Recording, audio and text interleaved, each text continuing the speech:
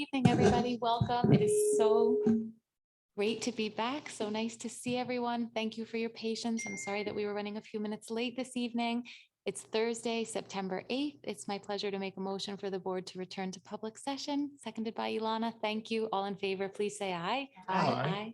Terrific. Would everybody please join us, as is our custom, for the Pledge of Allegiance? Pledge allegiance to the flag of the United States of America and to the republic for which it stands, one nation, under God, indivisible, with liberty and justice for all. Thank you. Really looking forward to an opportunity to revisit conversation related to our capital improvement project and to review the timeline and be provided with an update and to continue to educate not only the Board of Education, but our community. We also have an opportunity 5 years of service district, which is our Yes. enter into some preliminary conversation related to goals for the Board of Education for the upcoming school year. Welcome to the 2022-2023 school year. This is our first meeting of the school year, and I will pause briefly for board announcements. Please allow us first to thank all of you at this table for all that you've done to ensure a safe, successful opening of school. It's the first week of school. I'm sure you couldn't be busier. We really appreciate the opportunity to have a meeting tonight. And we're very much looking forward to hearing from your perspective how things have gone. From our perspective, we're grateful and thankful that we're off to a healthy, seemingly happy start across the district. So thank you. Were there any other board announcements before we turn it over to Andrew? Please, Andrew, we'd love to hear from you. Thank you. Thank you, Marjorie. As you said, we're thrilled with the start of the school year. We're really good. It has been,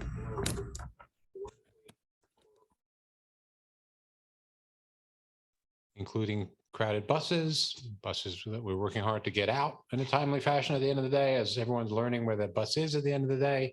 I want to thank all of my colleagues who are here with us tonight, Mary and Neil and Danelle and Alex. We all visited schools on opening day to join the building teams and to greet students and to greet staff. It was very damp that day, but it didn't dampen spirits. They were very, very positive, and it was really nice to see.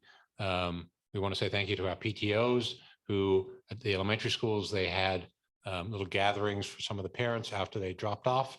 In some cases, kindergartners for the first time, and gave themselves an opportunity to connect with one another afterwards, which is really nice.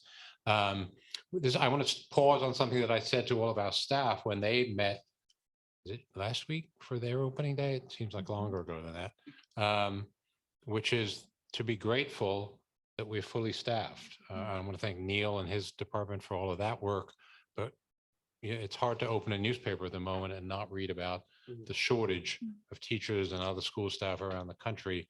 And we really feel fortunate. And I think that's a tribute to all of you, to our community, and to the staff themselves and to our students for creating the kind of environment in which people are happy to come to work and want to come and do the good work that they do every day. So we don't want to overlook that or understate, how fortunate we are. I know Alex has already reached out to colleagues and to community about setting up meetings to get to know her and for her to get to know our community. So that's underway. We've spent time in buildings. Classes are clearly underway. I'm sure the homework is happening. And we have to remind ourselves it's only day 3 today. So we are thrilled, really thrilled. That's all the news I had for announcements for today. Thank you. We really appreciate the update. And again, very excited to be able to welcome students back in what is a more normal environment than we've been able to in the past. I'm just going to pause briefly before we look ahead to our presentation to inquire. I think we may be having a Zoom technical difficulty. Should I call a recess temporarily, or are we okay to proceed? Okay, it just may go into a blank screen and then come back to the live view. Okay. Which does know it's in. Okay, thank you so much. Thank you. All right, then I think, are there any questions or comments? I don't know if people who might be on Zoom can hear what Kim's saying. Do you want to just explain to people so that if we're watching, they'll understand what might happen and know that it's... Sure. So is the live stream going on, but the screen is blank? It's going back and forth. It's Okay, kind of having a little blip. So you might just see Rich Harkowick's name, and then it might go to the record. So it's going Thank back you. and forth, but it's a network connection. okay. Okay. All right. Well, thank you for your patience to community members who are watching from home. We had a technical difficulty. It sounds as if it has been resolved. And were there any questions or comments for Andrew before we move on? If not, then it is my pleasure to ask Liz to just set the stage for us and provide a bit of context regarding where we are in this process and with respect to this project. Liz chaired our facilities committee throughout last year, and it's really, we thank you and are looking forward to hearing the update tonight. Great, thank you. I wanted to take a moment before the presentation to recognize the committee that spent the better part of 9 months really digging into the 2020 building condition survey and 5-year capital plan. We toured the buildings, we debated potential projects, and it was a real group effort to put this proposition together. I'm proud of the work the committee did. We put forth a proposal that has significant educational, operating, and security improvements for our buildings while keeping a close eye on the bottom line. Our committee consisted of professionals in education, architecture, engineering, and sustainability, and represented all corners of the district.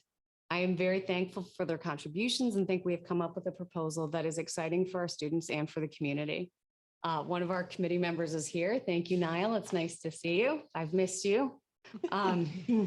Just a few more words before we get started on the presentation. I just really want to make the point that public education is the most important investment a community makes.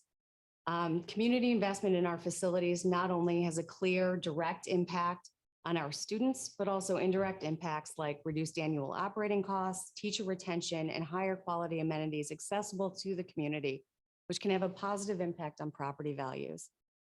Tonight's presentation may seem familiar to all of you on the BOE and the administration. I know that we did a full presentation, I think it was June 16th at the meeting, but it's very important to us that the community is well informed. So we'll be talking about this quite a bit through the vote on October 18th. There's a great deal of information available now on the klschools.org website, and additional tools and information will be added as they become available. So with that, now I would like to turn it over to the administration to talk about what the proposition is. Thank you. Thank you very much, Liz. And we want to thank you for your leadership throughout the work that you just spoke of. It was really terrific. And we are thrilled to be sitting here tonight, not too many weeks away from a vote that will be happening in our district. So we are going to go through the slides again tonight. As Liz said, we think it's really important to communicate as much as we can with our community about this exciting opportunity.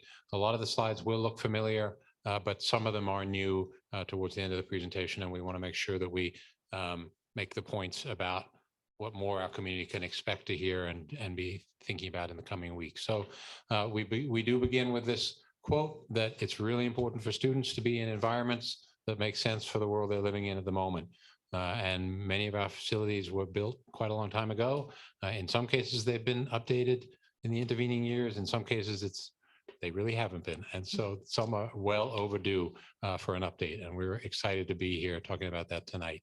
Here's the timeline that Liz spoke to a little bit before. And you can see with the check marks that we've come quite a bit along the way now, going all the way back to June of 21, when the Board of Ed approved that 5-year capital improvement plan.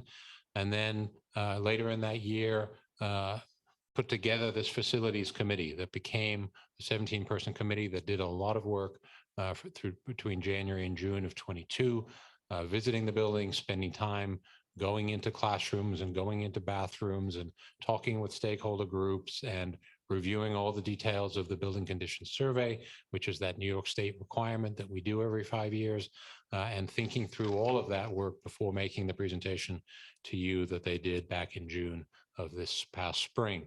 And then this summer, our architects began this process known as a CEQA review. That's an important piece of the timeline that had to be completed before we could move forward with this project. And then at our most recent meeting, the Board of Ed did approve legal notices and language that will appear in the bond. And we're actually going to show that language later on tonight. So now we're in this period of September, October, this very busy and exciting period when there will be lots more communication, both in terms of materials the community will receive for our school community members when they come to open houses and curriculum nights. They'll be hearing more about building specific projects on those nights. And we're also going to be sending out information to the entire community in the weeks ahead.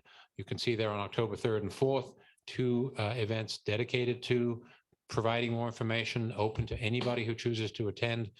Capital improvement open houses, one in the evening, one in the morning on those 2 dates, and we will get locations out in plenty of time so that people know about those events.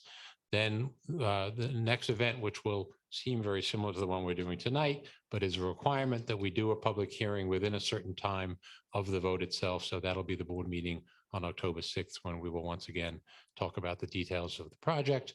And then the vote itself on October 18th, which will look and feel very much like our annual May vote, will take place in all 3 of our elementary schools from 6 in the morning until 9 at night. It'll be a paper ballot.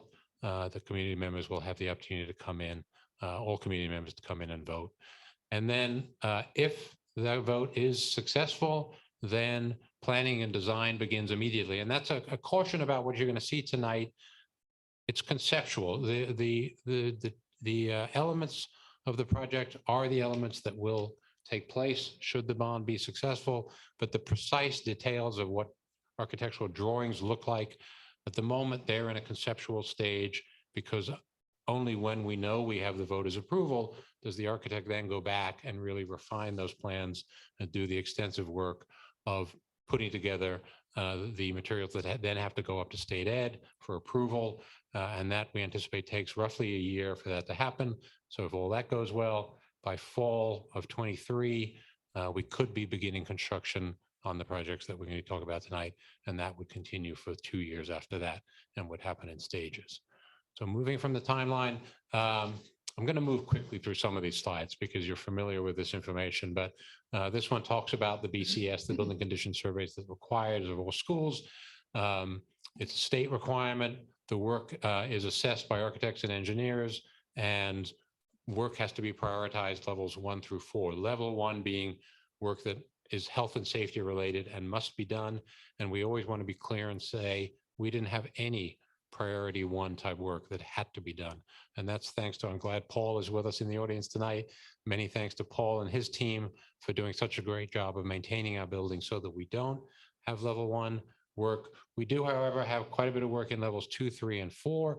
And we also want to point out that in level 4 is where there's room for ideas that school leaders might have about work that would benefit students. So I also want to be clear in saying it's not all work that has to be done, otherwise the buildings will fall down.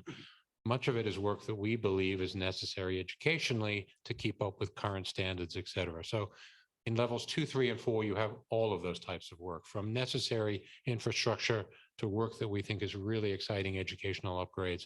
And you'll see all of that reflected in the slides tonight. That building condition survey led to the 5-year capital plan that the board adopted. And you can see up there on the slide that altogether, if we looked at everything that plan included, it added up to more than $121 million worth of work. The plan that we're proposing is not doing all of that work, but we think it's doing a lot of the most important work that will make the biggest difference. And we're also pleased to say that more than $11 million of that total has been done and will continue to be done by our terrific crews here in the district under the annual budgets that we pass year after year. So a lot of that work can be done in that way, but it can't all be done in that way.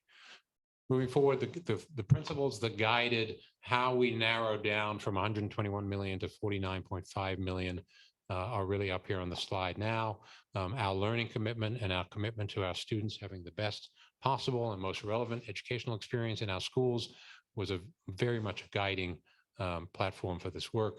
Fiscal responsibility and our sense of responsibility to the entire community in which we live was enormously important to us. And then sustainability, and making sure that that our buildings are not only continuing to protect the community in which we live, but also modeling for our students what it means to be as sustainable as possible as we move forward into the future. So we'll say more about all of those things as we move forward. The next slide breaks down the $49.5 million bond that is proposed into these three broad categories. You can see that a little less than half we put under the category of educational improvements. We'll say more about that in a little bit. A little less than half again under the category of infrastructure, kind of work that needs to happen behind the scenes to keep the buildings healthy and safe. And then security is very important to us and touches every school. So you see that category up there too, that's 7% there at the end. Altogether, those categories add up to the 49.5 million.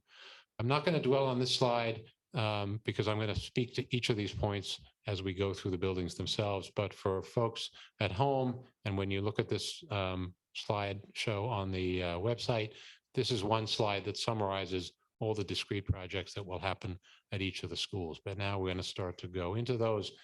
Just before we do that, here's one more slide that shows how the total of $49.5 million is broken down by school.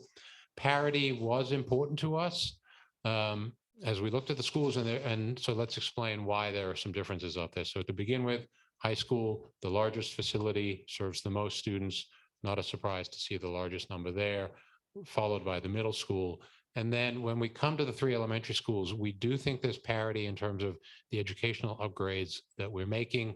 There's a significant investment in construction at Increase Miller Elementary School, where there are two very much out of date modular spaces that are well past their expiration date for useful life, but are still in use this school year.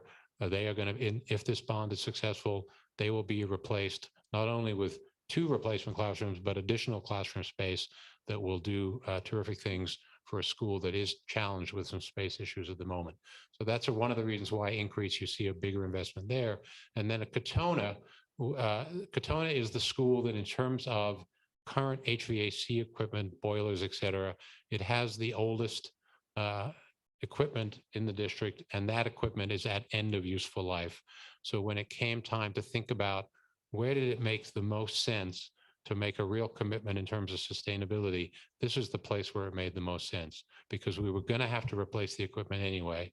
And if we were going to be replacing it, let's try and do it in a way that's not only good for Katona Elementary School, but potentially a pilot for future work around the rest of the district. So the bulk of the investment at KES is in a full geothermal system that will bring heating and cooling to the entire building, with substantial savings down the road and substantial positive environmental impact that we're really excited about. So you see a smaller number at Meadow Pond, but in terms of the educational upgrades happening there, as we'll say more about in a minute, they're very comparable to the other 2 elementary schools. Next, we come to, I'll go quickly through this slide also, but this breaks down again the types of program improvements that we're looking at, the types of infrastructure, and some of the sustainability work. It's more of a summary slide. So since I'm going to speak through each of these in detail, I'm going to skip ahead. And I think now we get to John Jay High School, and this breaks down the work that's going to be happening at John Jay. So here at the high school, the C wing is where the majority of the science classrooms are in the building, and they are truly one of those spaces that has not been touched since the 1950s when the building was built. And I think you'll see a photo in a little while that will demonstrate what some of the equipment in those rooms looks like. So we're very excited about a renovation of all of the science classrooms in C wing, which along with new learning facilities will also bring air conditioning to that space. B wing is also one of the oldest spaces and more untouched spaces in terms of traditional classrooms in the school. That will be renovated into an innovative learning commons with more flexible space, and will also bring air conditioning.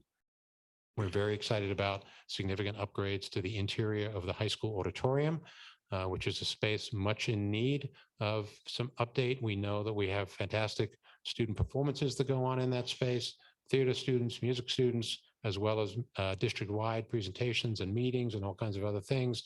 So for that to become a space that we can really be proud of and that students can make great use of, we're very excited about. There are 2 step labs here in the high school. In fact, they're immediately adjacent to this library space. They've become underused because they are out of date, in terms of their layout and their technology. So we're excited to see those get an upgrade and begin to receive much more use.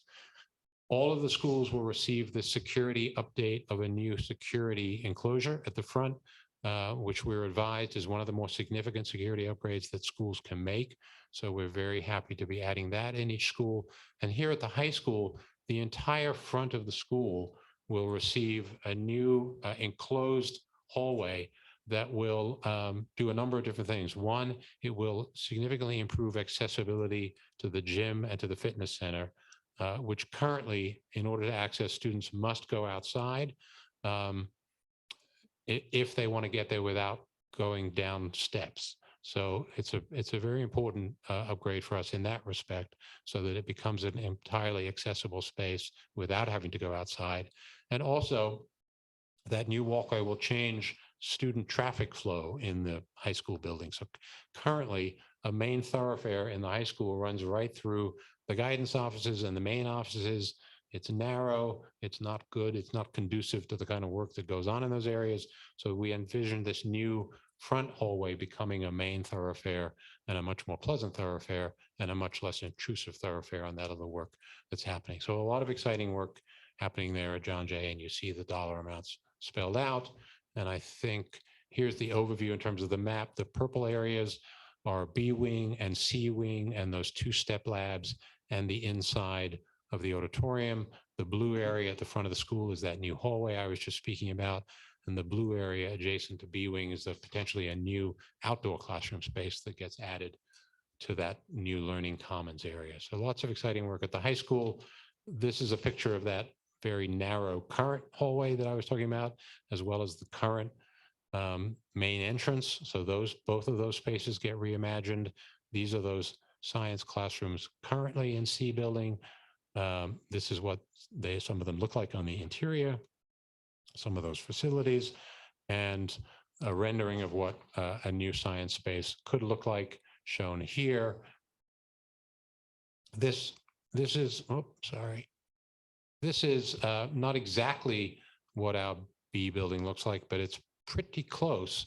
And it comes from an article about the old factory school model and what learning used to look like in schools. And like I said, it does look remarkably similar to what our B building currently looks like. So the new reimagined version of that, oh, sorry, a lot of trouble with the clicker tonight. In terms of drawing, could look, again, as I said earlier, these are not finalized drawings, but you see more open areas, more flexible furniture, spaces that can be reconfigured in different ways, depending on the need in the moment, as well as access to an outdoor space, and then some renderings of what those spaces might look like. And you also see here raised ceilings that allow in more natural light. So we're excited about those kinds of opportunities also. Whoops. Again, much too fast. So sense of what B building could look like in the future here at the high school. Moving on to John Jay. Here, again, a number of really exciting changes. You see the dollar amount broken down there in the chart. A renovation of the tech lab, which has undergone some internal renovation in the last few years with our own staff making some nice upgrades there.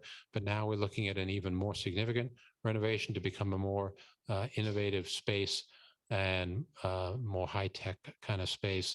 The unified arts classrooms where our home and careers classes happen, where we're excited about a lot of the learning that goes on in there. We're excited to update the spaces to match the type of learning, including adding a greenhouse.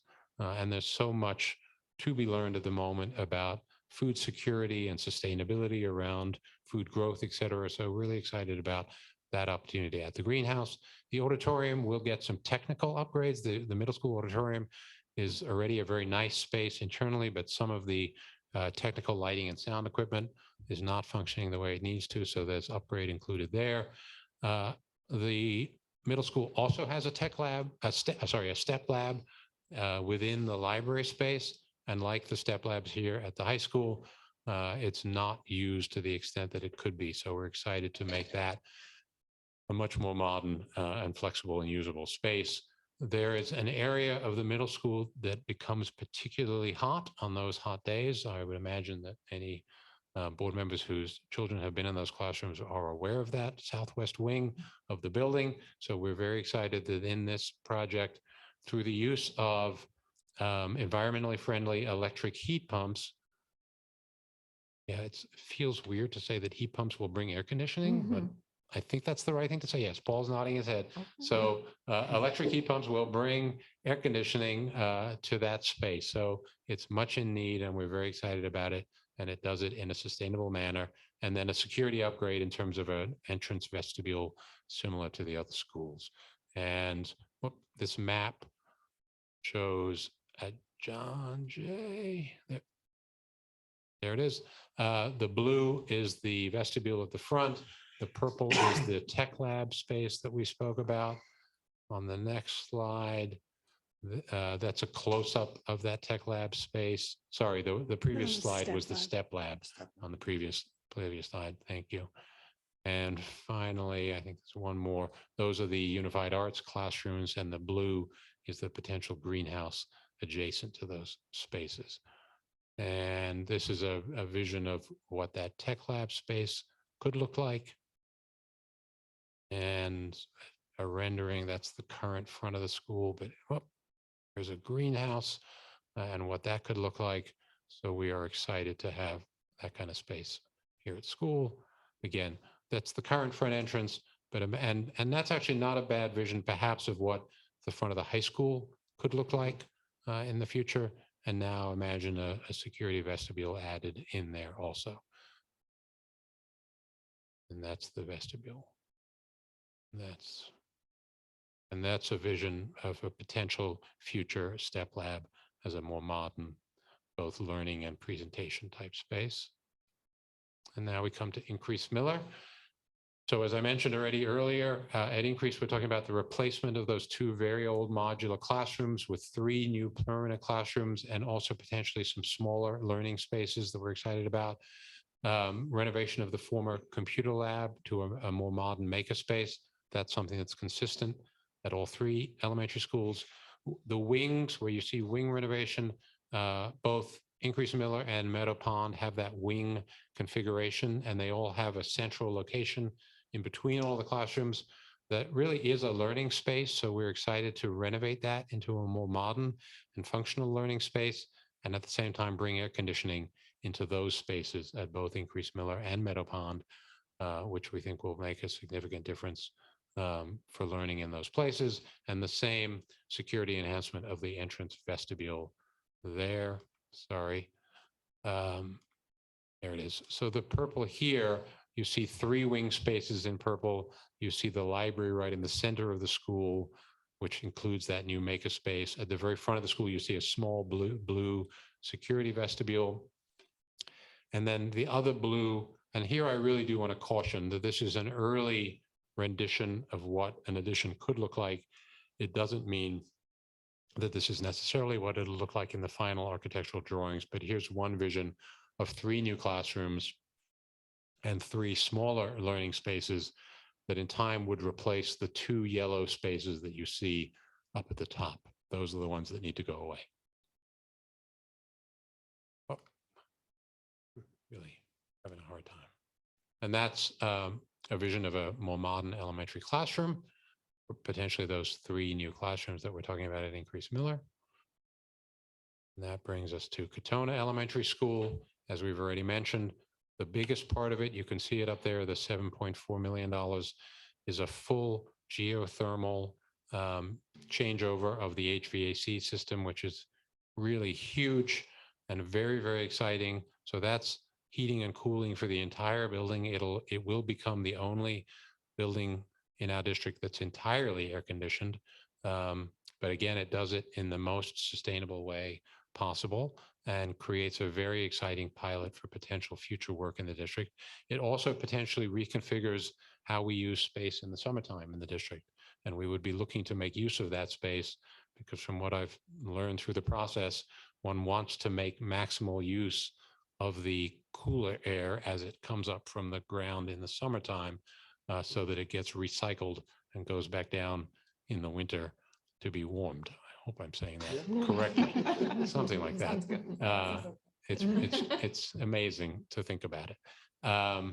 And then also at KES, a similar upgrade of the old computer lab space into a more modern makerspace, and also a new security vestibule. And I know there's still thought being given as to exactly where the best location for that security vestibule is. So in this version, you see it down there in the lower left. And there was some thought about that, but that's not necessarily the final location for that. The front entrance being where that semicircle is there in the middle of the drawing that you see. So still more thought to do on that. And then here's the library and computer space that would become renovated. And I think this is just intended to show you how with some glass partitions, you can really open up a space, for example, between that library and the future makerspace. And then finally, we get to Meadow Pond, where again, you see very similar to Increase Miller and Katona, the renovation of the computer lab to a makerspace. The wing space, very similar to Increase Miller, which would receive air conditioning and be modernized, and a security vestibule. And the drawing here, again, you see the 3 purple wing spaces at the center of all of those classrooms. You see the library and the makerspace, and you see the blue security vestibule up at the front of the school. And there's another vision of what a modern makerspace could look like. There's lots of different possibilities here, so we're excited. And there'll be definitely more stakeholder input in the next stage of the process, and educators and students and parents will be involved in having input into the final versions of these places. So now I'm going to turn over to Danelle to talk a little bit about the financing of all this work. Thanks, Danelle. Thank you. So the district has really taken a lot of time in its approach to look at this project as it relates to the finances of the district in its entirety. Our financials show that we have a large existing debt payment, which begins to fall off in the year 24-25. And this is a great opportunity for us to take on new debt with minimal impact to the taxpayers. School districts typically take this opportunity when they have debt rolling off to take on projects such as this. Most recently, Bedford and White Plains has taken a similar approach. Another factor that the district and the committee took into consideration is how to maximize our state aid. Our current rate is just shy of 31%. So the state will spread this aid out over the length of our debt payments. And we will see approximately 17.1 million in aid throughout that borrowing period. So this equates to about 1.141 million a year in aid. On the next slide, this shows a visual of the impact this project will have. So the blue lines represent our existing debt, and you can see how where that drops off, and the red shows where we would take on this new debt. And you may notice that even with this new capital projects, that the district will see levels still lower than what they were in 14-15 and back.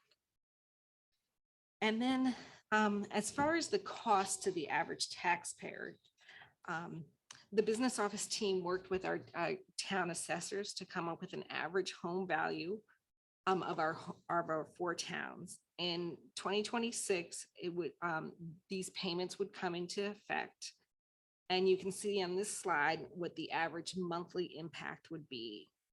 Our tech department is working on creating an interactive approach in which taxpayers can go to our webpage and enter their assessed value and see exactly how that impact would be monthly on their tax bill. With that, I think I'll turn that back over to you, Andrew, and we'll Thanks, talk about Danelle. our webpage. I Yeah. think I gave you the lead in for that. Thank you very much. So as Danelle just mentioned, this webpage is now live on our website. The various presentations that have already been given can be either watched on video, or the PowerPoint slides are available.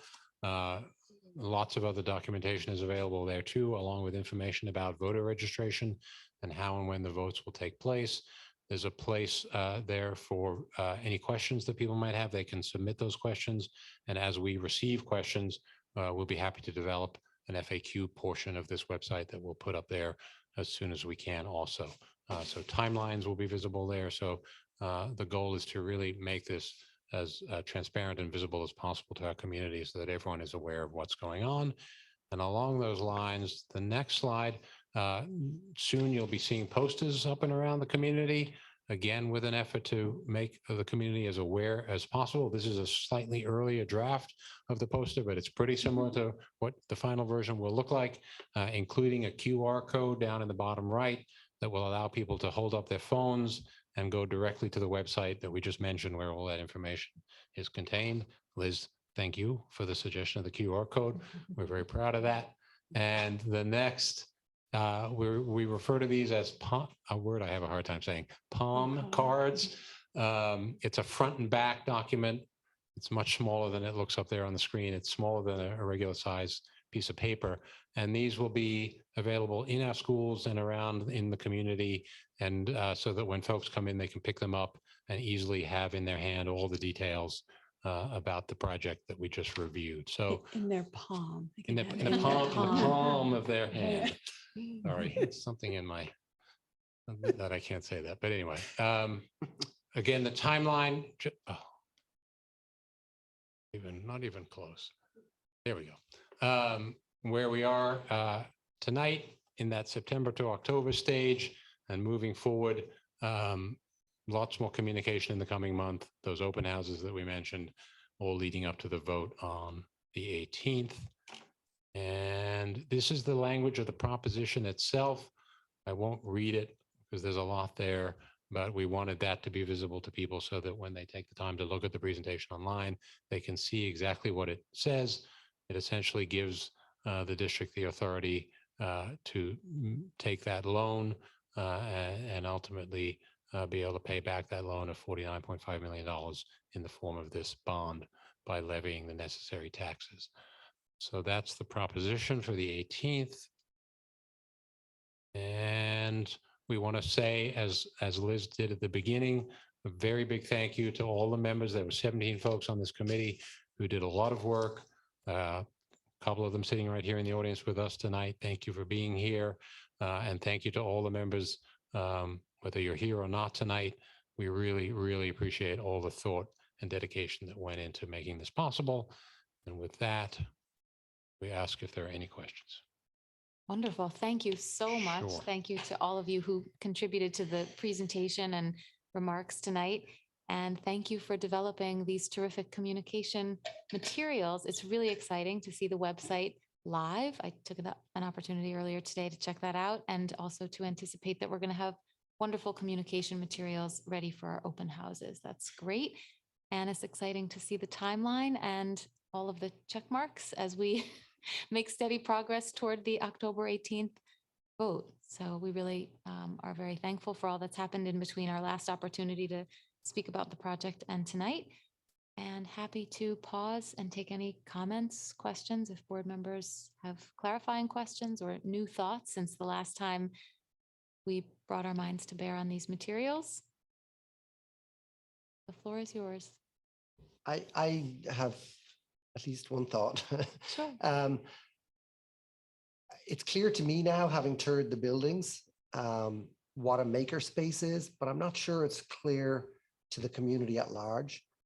And while I could provide sort of my thoughts on that, I thought maybe if Andrew or somebody could just share with us what a makerspace includes and what type of education happens in a makerspace, I think there'd be real value to that. Sure.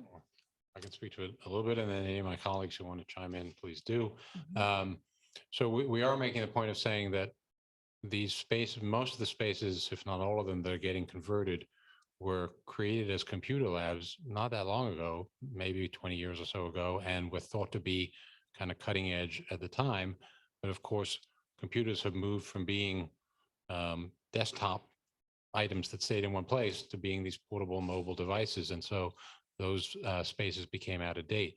And we use this word makerspace. I think it can actually incorporate a lot of different things. But currently, we think much more about project-based learning, about students being hands-on, being empowered to innovate and think about projects that are relevant to them, that are relevant to problems perhaps in the world around them and to actually be creating things. So a makerspace is a space in which all of those things can happen. It has different types of devices on which students can come in and design. So you might think about CAD design for older students. You might think about 3D printers as being, much more modern than the kinds of printers that we think about being in schools, but different types of devices like that and many others that allow students to come in and do really kind of cutting edge work that's helps them to think about how they might solve problems that exist in the world today. That's really exciting. I think in addition, the focus is on design thinking. Yeah. So in addition to the high-tech solutions, you might see things like blocks and cardboard and things like that, because they might prototype a solution to a problem and then think about what a larger scale solution might look like. So it's really about the thinking behind it, and the prototyping might be a sketch, the prototyping might be a build, it might involve some software. There's so many ways to think about it, but it is this very flexible and, just a space that all of that is possible. So both there's physical space, but as you're seeing, as we have here, flexible furniture, right? So we're not just married to one way of organizing the classroom, and lots of different materials all around so that we can start to think creatively about solutions to the problems in the world. It sounds really welcoming and exciting and open to the creativity of different types of students. And it really sounds like a really exciting opportunity to create those in our schools. Thank you. Can I ask a question too? You mentioned in the high school that C wing is the science wing. The B wing, where there's going to be also renovations, is there a specific subject for that B wing, or will it be I used think for not all at the subjects? moment. So currently we think of B wing as primarily having world language classes in it, but it also has some special education classes in it. But the high school is flexible enough that some of those classes might get moved to other places. And this new, I'm sure they're going to want to put the classes that are best suited to these spaces in them. And truly, those could be lots of different types of classes. So Thank you. too soon to say. Along the lines of Rory's question, can you also just clarify for people what a step lab is? Because I think, Yes. I mean, I know what it is. And there is one Right. rendering, so that's helpful. But if people didn't really get that, what So that is. currently, they are stepped and they have very fixed steps that go up. I think they're made out of poured concrete in most of the current spaces, which is a challenge, absolutely. And generally, the technology in them is old. So here, actually, these were built in an earlier stage of what was thought of as remote learning at the time, which was cathode ray television sets. Is cathode ray the right term? CRT. TVs mounted into these very deep pockets up at the front when it was thought that was the future of learning. And of course, that passed pretty quickly, and we're left with these very fixed and some really out-of-date furniture in some cases in these spaces that just doesn't allow them to be used for much else beyond that. So we're looking to make them into more flexible spaces that are more current in their technology and can have more uses. And in some cases, the change, because of the poured concrete nature, I don't know that we're going to be able to eliminate the steps Renovation, themselves. But with changes to the furniture and the technology and the type of lighting that's in there, they can become a lot of different things that'll get a lot more use. I found the slide showing the debt levels very illuminating, I guess, for future presentations, because it sort of emphasizes a couple of points. One, that the assumed debt will be very close to what we are currently carrying in terms of tax bills, a little bit more.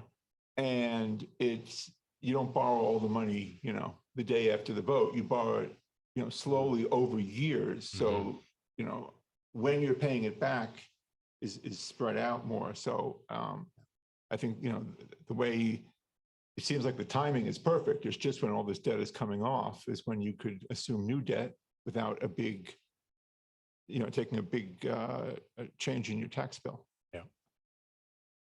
Bill, so to that point is we would borrow in phases.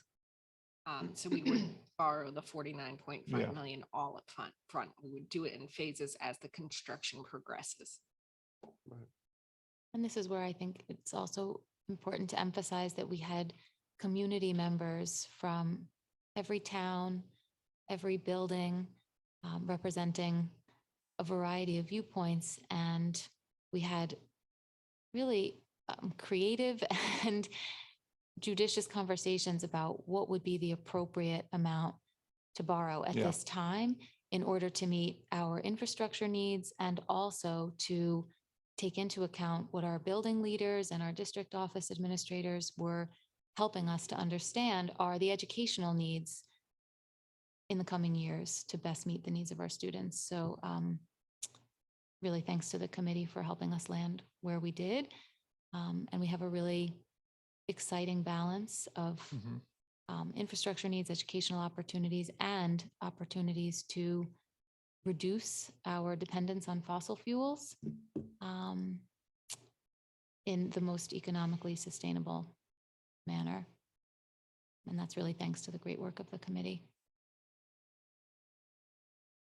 And to our administrative team who has taken such great care of our buildings and the reality that we didn't have any number ones or priority one items, and that we really had the luxury of being able to focus on not only, critical infrastructure needs, but what is our vision for the future of Katona-Lewisboro schools prospectively. And it really is thanks to the great stewardship of the people who support the buildings day in and day out that we were able to have those conversations.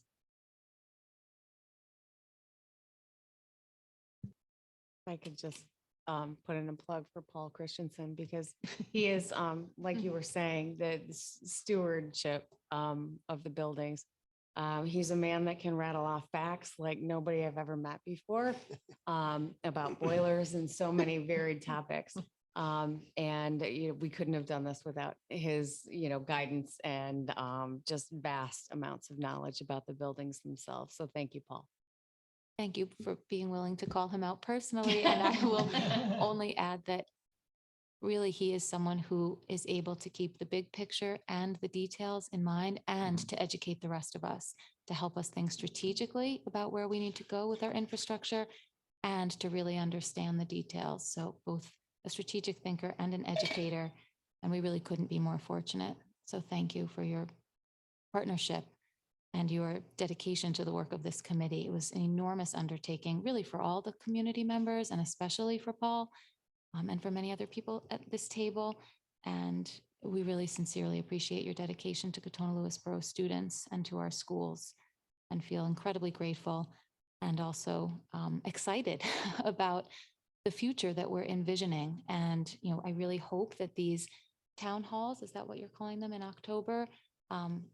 Open houses, pardon me, the open houses, if we can really encourage the community to come out and become better educated, this really is an exciting time for our school district. Anybody who's relatively new in the district, whose children are going to be here for a while, we're going to see some really amazing transformations of spaces.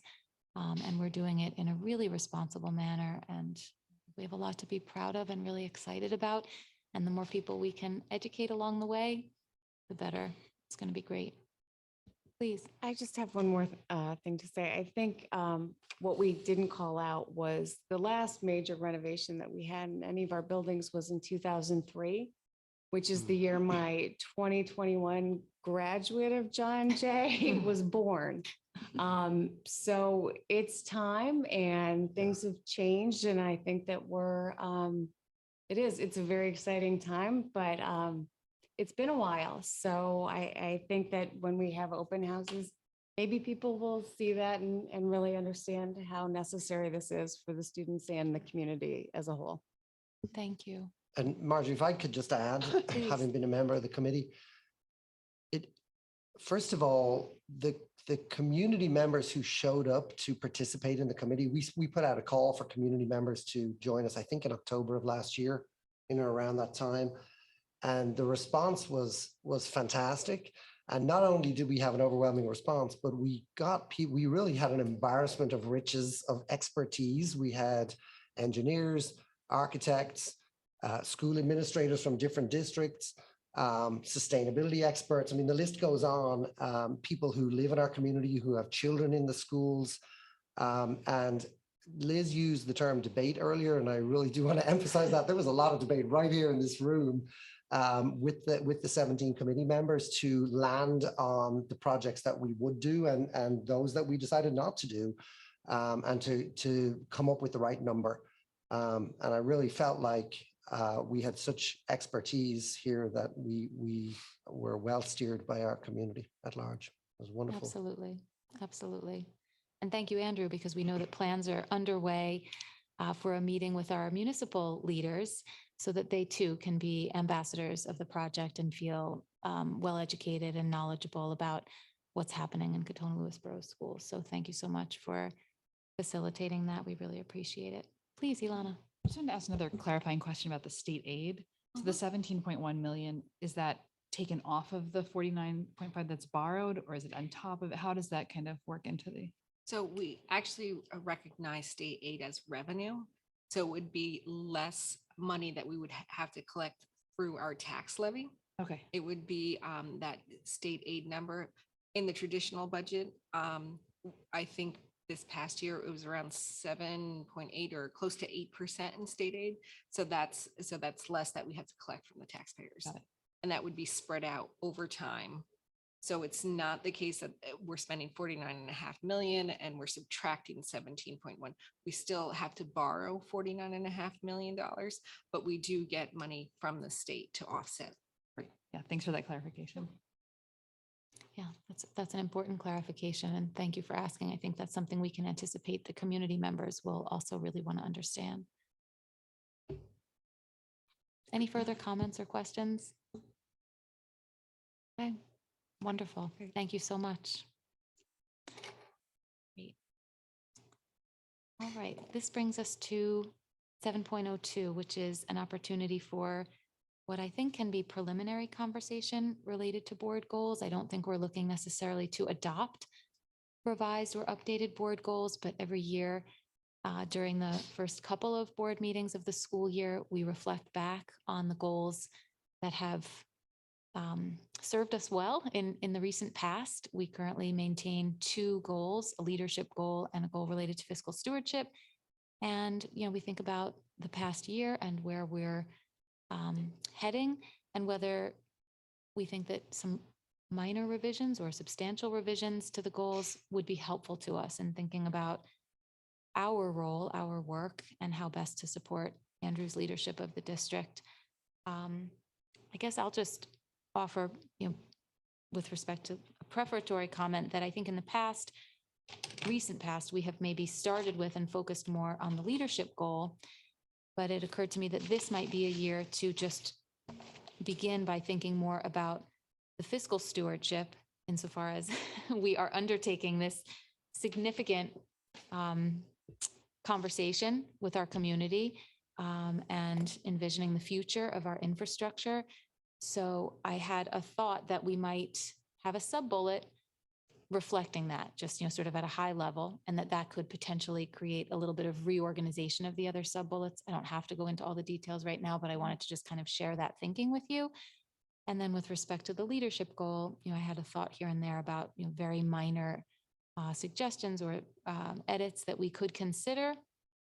But I'll stop there first to just invite board colleagues to comment on whether, generally speaking, we are in agreement that the approach this year would be to make minor modifications to the 2 goals that have served us well in the recent past, or whether anybody had a thought to do something slightly more substantial or significant. That might be a good place to start. Please, Bill. I certainly think that these have served us well and we could edit around these. And I'm glad you mentioned the fiscal one. I think I do this every year. I would ask my colleagues to at least give some thought to whether we should be a little bit stricter in terms of the budget that we're expecting. We've said traditionally, we don't want to exceed the tax cap, and it doesn't year in, year out, and frankly, doesn't even come too close to it. But I would ask us to think about whether we should have a stricter goal, either whether it be flat, whether it be, we name a percentage of sub point, bearing in mind that we're asking the community to support this other financial aspect that we are, tightening our belt or, sharpening, the knife a little bit more in terms of the day-to-day budget. Thank you. Does anybody else have high-level thoughts about the goals, or would anybody like to respond to the suggestion that we would take a slightly different approach with regard to fiscal stewardship? I think that is where we could make some changes and maybe be a little bit more ambitious, like Bill said, given that we will be, seeking this bond. So I would like to think about, how we would word that and, how it would all come together. But I think in general, the high level leadership and fiscal responsibility really speak to me about being what board service is about.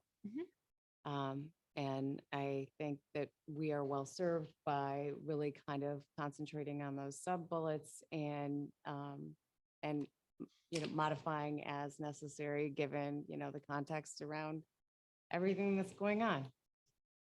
Thank you.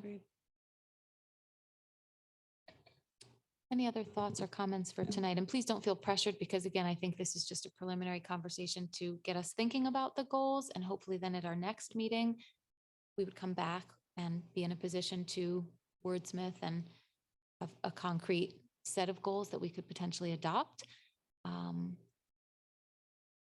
But it would be great to hear your thoughts to the extent that you have them. Yeah, I think that last year we modified the second bullet relative to sort of the challenges related to COVID. So I just don't know whether we might want to just think about that language. Is that language still relevant? Is the language slightly different? And so, in terms of challenges and opportunities, I think that was the language it we was. added. And whether we want to keep that language or maybe slightly tweak it relative to where we are today. Thank you.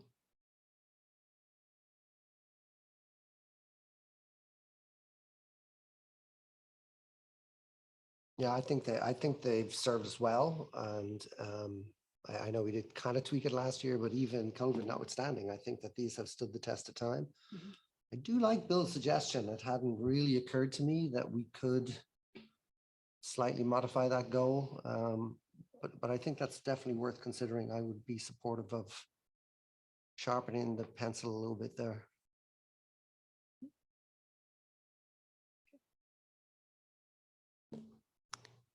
Yeah, please, Ilana. Sure. I agree that looking at the second goal and thinking about it a little more in terms of having a big bond makes a lot of sense. I don't know. I think we'd have to think about what that means in terms of the budget, and so much of our budget is not actually discretionary funding, and so we can't actually adjust that much on what impact that would have on students. So I think thinking about it certainly from the taxpayer perspective and how we want to be fiscally responsible in that way, as well as balancing it with having the academic experience that we want. In terms of goal 1, I was wondering, or just wanted to put out, maybe we talked about listening, it says listening to multiple perspectives among all school community members. If maybe this year we want to spell out that a little bit more, how that might happen. Yeah, so just an idea. Yeah. Thank you.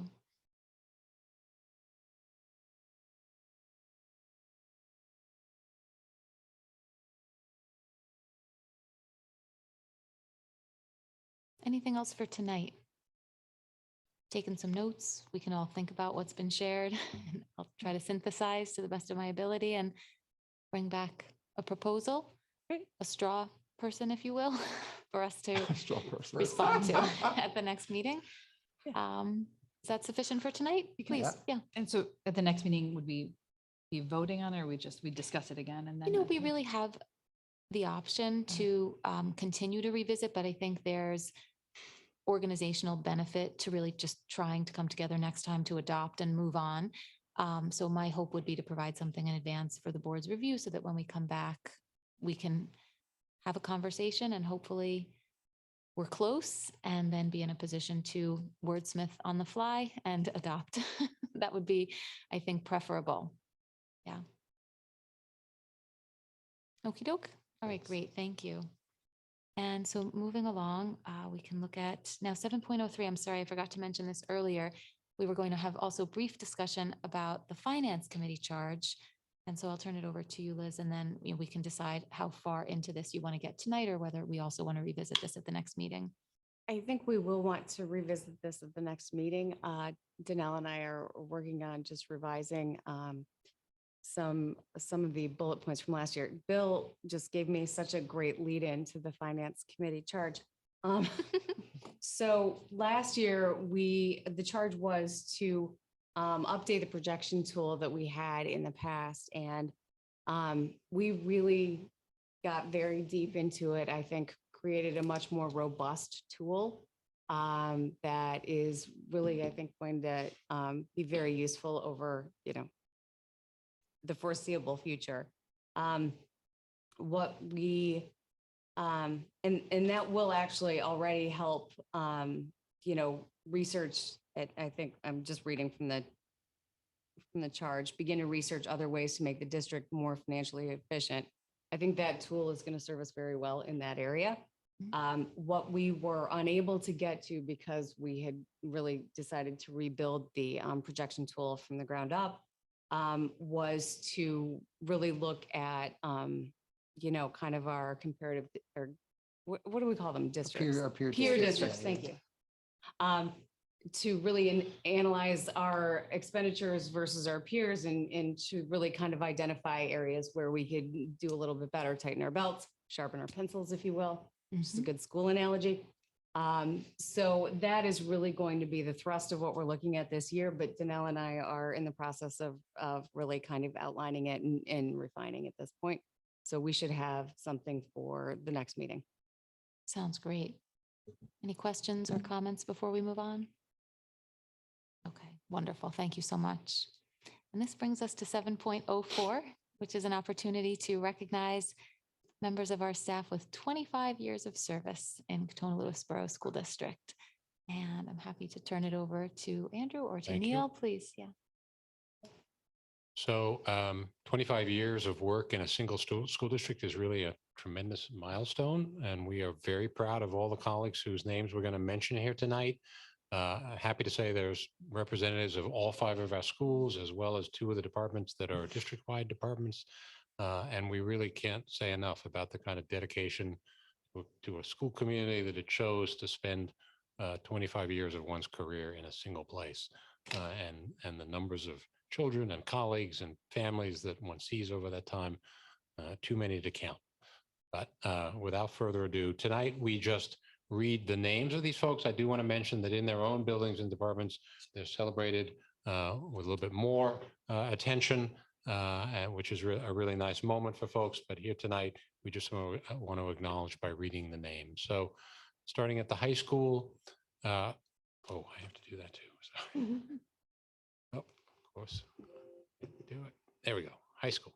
So we have our receptionist, Linda Binns, our social studies teacher, Christine DiCosola, Delia Farrell, a senior office assistant, Jill Hirschfeld, an English teacher, Jason Malky, also an English teacher, Charles Morales Thompson, a social studies teacher, Matthew Rocchio, a teaching assistant, and Anne-Marie Simone, school psychologist. So congratulations to all of our high school colleagues on their 25 years of service. At John Jay Middle School, Marcia Daly Sabo, grade 6 teacher, Michelle Jensen, a teaching assistant, Annette Milne, a grade 6 teacher, Susan O'Malley, library clerk, Kathy O'Neill, a grade 6 teacher, Michael Perlin, teacher of mathematics, Jesse Weiss, a grade 6 teacher, and Jessica Wood Kelly, a teacher of students with disabilities. So again, we congratulate all of our colleagues at John Jay Middle School. At Katona Elementary School, Rebecca Cambereri, classroom teacher, Danielle Capelli, a phys ed teacher, Christine Herson, an RTI teacher. Congratulations to all three of our colleagues at Katona. At Meadow Pond Elementary School, Daniela Massey, classroom teacher, Patricia McGinn, teaching assistant, Beth Morgan, a teacher of students with disabilities, and Nicholas Savastano, physical education teacher. Congratulations to all. At Increase Miller Elementary School, Maeve Bremner, classroom teacher, Deborah Chomsky, library clerk, Kathleen Dollar, classroom teacher, and Christine Samuelson, also a classroom teacher. Congratulations to all at Increase. And in our operations and maintenance department, Ronald Michael, a maintenance mechanic, and Victor Yazzo, whose title is laborer. Congratulations to both. And finally, in the transportation department, a bus driver with 25 years of service in the district, Ann Heffernan. So congratulations to all of our colleagues, really fantastic milestone. We are proud of all of you, and we thank you for all of your service. And Neil, thank you so much for putting all this together and for keeping track of all of our colleagues there. Thank you. Thank you so very much. And with the board's permission, I'd like to suggest that we pull consent agenda item 10.03, which is the board's opportunity to approve a resolution regarding recognition of staff with 25 years of service. It's my pleasure to move this resolution. If I could please have a second. Thank you, Bill. And please allow me on behalf of the board and the entire community to say congratulations and thank you so very much to these staff members. And it's my pleasure to read this resolution, whereas the board believes that the school district community is enriched by the presence of employees who serve the district for extended years. And whereas the Board of Ed has come to learn that the employees whom Andrew just named for us have served the district for 25 years.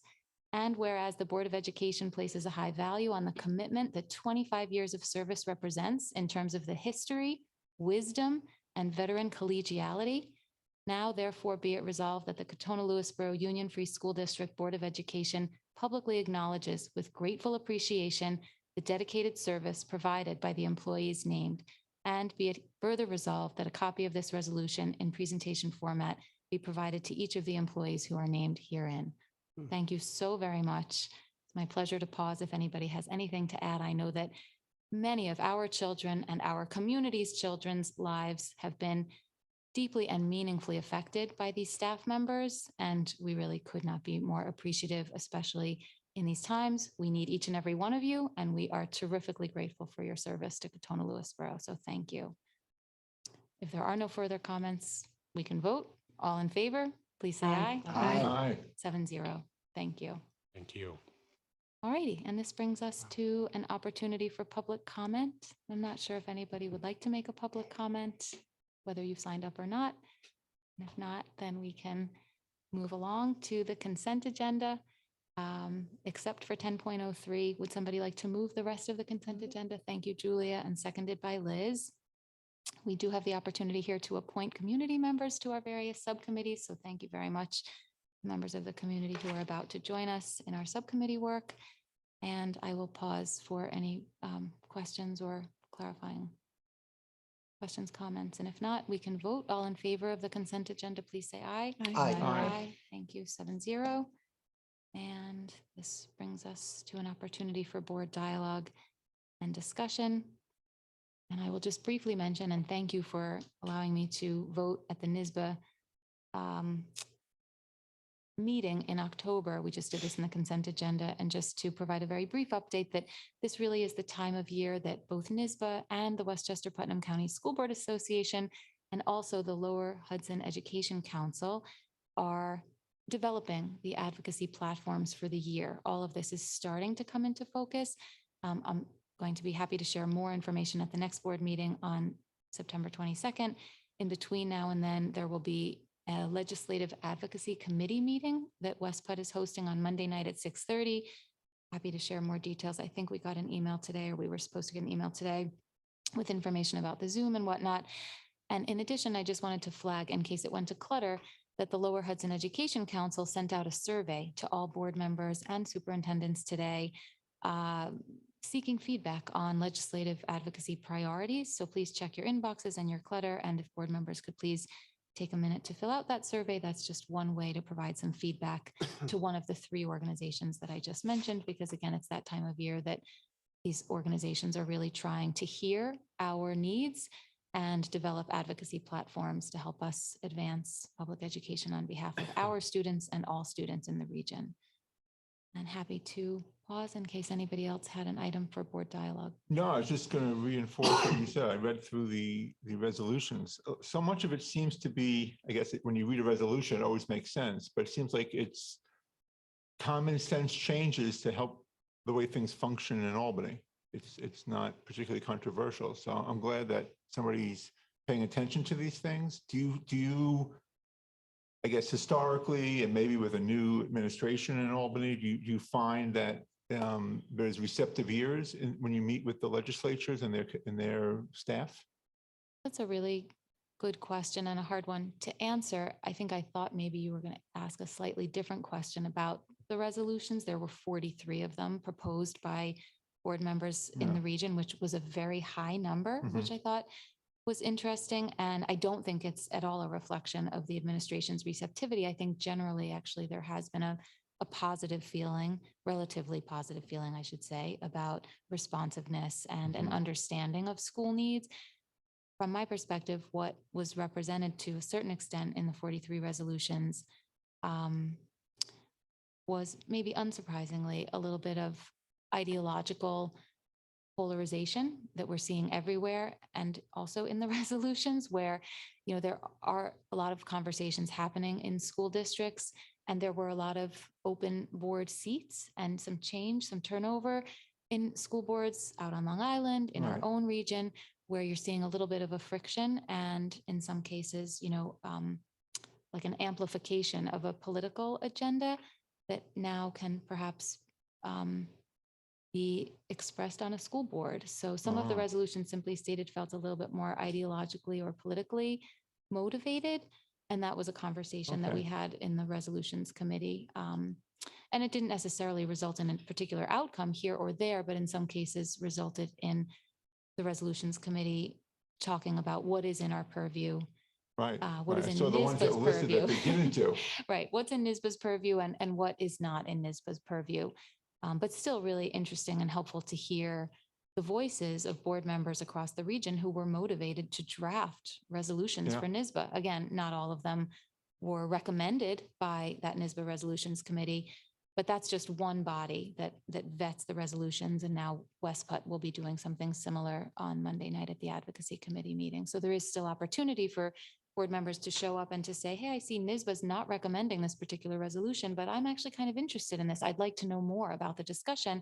And there will be a representative from NYSBA with us to talk a little bit about the conversation that was had by the NYSBA resolutions committee and how it reached the recommendations that it reached. That's sort of where we are in that process. Thank you for representing us in this. I think Oh, we're my pleasure. well Thank you. well served in that regard. Thank you very much. It's really my pleasure. Any other topics for board dialogue? Okay, if not, then we can look ahead to future meetings. And our next public meeting will be Thursday, September 22nd at 7:30 p.m. here in the library. Audit Committee is meeting Thursday, September 9th, 7 p.m. in the conference room at the district office. Friday, September 30th, Policy is meeting District Office Conference Room at 9 a.m. And the board will meet in October, Thursday, October 6th, here in the library at 7:30. And thank you so much, Kim. We have a special voter registration day, as was mentioned during the presentation.